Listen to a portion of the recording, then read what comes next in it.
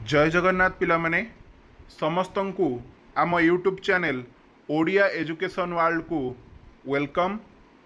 आज आम देखा तुम आउ गोटे स्कॉलरशिप उपर जोटा कि चलित वर्ष बाहरी ब्रजबंधु मेधावृत्ति 2025-26 जोटा कि संवाद आम ओडिशा चैरिटेबल ट्रस्ट तरफ करा जाउची। आम ओडिशा चैरिटेबल ट्रस्ट जोटा कि संवाद तरफ करा जाउची पिला माने जोटा कि 25-26 सेक्शन आउट हो जाइए। तो ये पिला माने गाइडलाइन रही तो देखिपुव स्क्रीन उपरे चलित वर्ष 10म श्रेणी परीक्षा देउथुवा छात्र छात्री ब्रजबंधु मेधावृत्ति 2025-26 आयोजन करा जाउछि। तो पिला माने जो माने 10म श्रेणी रे परीक्षा देवाक जाउछ चलित वर्ष 2025-26 शिक्षा वर्ष रे सेमानंक पाई ही यही स्कॉलरशिपटा रही। तो पिला माने यार जो प्रथम स्तर रही प्रथम स्तर परीक्षाटी पिला माने ऑनलाइन माध्यम रे करा जिवो जोटा कि एग्जाम कंडक्ट हम 19/10/2025 समय सकाल 10टारू 11 घंटिका पर्यंत।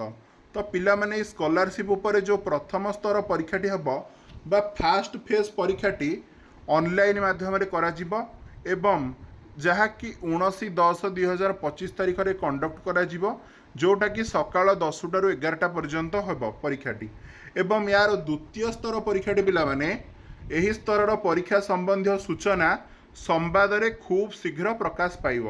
तो पिला माने यार जो द्वितीय स्तर परीक्षाटी अच्छी तुम मानकर संवाद पत्रिका रे खूब शीघ्र प्रकाश पाइब। तो फास्ट स्तर परीक्षाटी फास्ट फेज परीक्षाटी पिला माने 19 तारीख रे हेबो एवं द्वितीय स्तर समस्त गाइडलाइन कौन कौन रहिबो क्यों क्यों माने एलिजिबिलिटी क्यों माने ये परीक्षाटी दे पारिबो से संबंध रे संवाद खबर कागज रे प्रकाश पाइब। तो पिला माने जदि आमे पुरस्कार राशि विषय देखिबा ताहाले एथिरे जे प्रथम स्थान अधिकार करिबो तापाई रहुछि पिला माने 50,000 टंका, जे द्वितीय स्थान अधिकार करिबो तापाई पिला माने रहुछि 30,000 टंका एवं जो तृतीय स्थान अधिकार करिबो तापाई रहिछि 20,000 टंका। तो आउ जदि पिला माने आमे देखिबा ताहाले प्रथम 100 जन छात्र छात्री को अर्थराशि पुरस्कृत करा जिवो। तो जो माने पिला माने परीक्षा रे ओडिशा रे टॉप 100 भितर रहिबो से माने ही केवल ये अर्थराशि पाई परिबे एवं ए प्रतियोगिता रे केवल 10म श्रेणी छात्र छात्री बीएससी सीबीएसई आईसीएसई। तो पिला माने एठी देखि पारुथिबो बीएससी आईसीएसई सीबीएसई। तो तुमे ए तीनिटा को जो बोर्ड रो पिला बा छात्र छात्री हेई थाओ समस्ते ए एग्जाम टी को देई परिबो। ए एग्जाम पाई ऑनलाइन किंबा ऑफलाइन रे पंजीकरण करने को हेबो। तो पिला माने ए परीक्षाटी पाई ऑनलाइन किंबा ऑफलाइन तुम उभय क्षेत्र रे रजिस्ट्रेशन करि परिबो। ऑनलाइन रे तो पिला माने आवेदन स्टार्ट हो गलानी तमे माने निहाती भाबे रे जाई कि आवेदन करि दियो।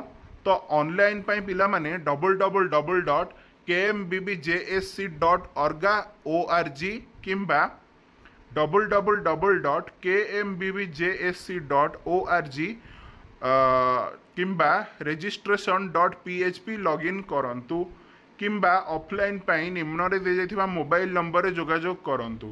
तो पिला माने जो माने ऑनलाइन रे आवेदन करिवो से माने एईटा को आवेदन करिवो ए साइड को जाइकी www.kmbbjsc.org टाइप करिवो नहले www.kmbjsc.org the otherwise registration.php login करिवो।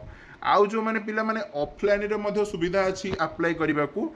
तो जो माने ऑफलाइन रे पिला माने आवेदन करिवो सेथि पई मध्य जिल्ला वाइज हमर नंबर गुडी को प्रदान कराइछि संवाद तरफरु खोर्धा पुरी पाई नंबर है, कटक पाई नंबर दिखाई, केन्द्रापड़ा जिला पाई नंबर दिखाई, जाजपुर जिला पाई नंबर दिखाई, अनुगुल ढेंकानाल जिला पाई नंबर दिखाई, नयागढ़ कंधमाल जगतसिंहपुर बालेश्वर भद्रक। तो देखिपार तो पिला माने समस्त डिस्ट्रिक्ट पाई नंबर दिया जाइछि। तो पंजीकरण जदि शेष तारीख पिला माने देखिबो ताहले पंजीकरण शेष तारीख होउछि 12/10/2025 पिला माने तुम मानकर पंजीकरण शेष तारीख संवाद तरफ रखाई पिला माने 12/10/2025 12/10/2025 तारीख पर्यंत तुमर शेष पंजीकरण तारीख। तो परीक्षार संपूर्ण विवरणी खूब शीघ्र संवाद प्रकाश पाइब। तो ये जो ब्रजबंधु स्कॉलरशिप जो परीक्षाटी हम पिलामाने से संबंधी समस्त सूचना संवाद प्रकाश पाइब बोली जणे दिया जाइछि। तो पिला माने तुमे आउ लेट करनी, निहाती भाव में समस्ते जाई स्कॉलरशिप टी को अप्लाई कर दियो। स्कॉलरशिप रो अप्लाई मध्ये वर्तमान चली जोटा कि लास्ट डेट रही तुम्हें पिलाने देखते पार्थो 12/10/2025। तो तुम्हें पिलाने आउ जमारू भी लेट करनी, समस्ते जाइए स्कॉलरशिप अप्लाई कर दियो। जदि भिडियोटी तुम मानक भल लगी पिलाने भिडियोटी को निहाती भाव में लाइक करिवो एवं कमेंट निहाती भाव में दब। जदि कहार कौन डाउट अच्छी ताहले मु आंसर देवी तुम मानक। आउ जदि भल लगिला भिडियोटी ताहले तुम सांग मानक शेयर करिवो, सेमाने भी जो भली भाव में स्कॉलरशिप विषय जानी पारंती। तो रहिले पिलाने जय जगन्नाथ।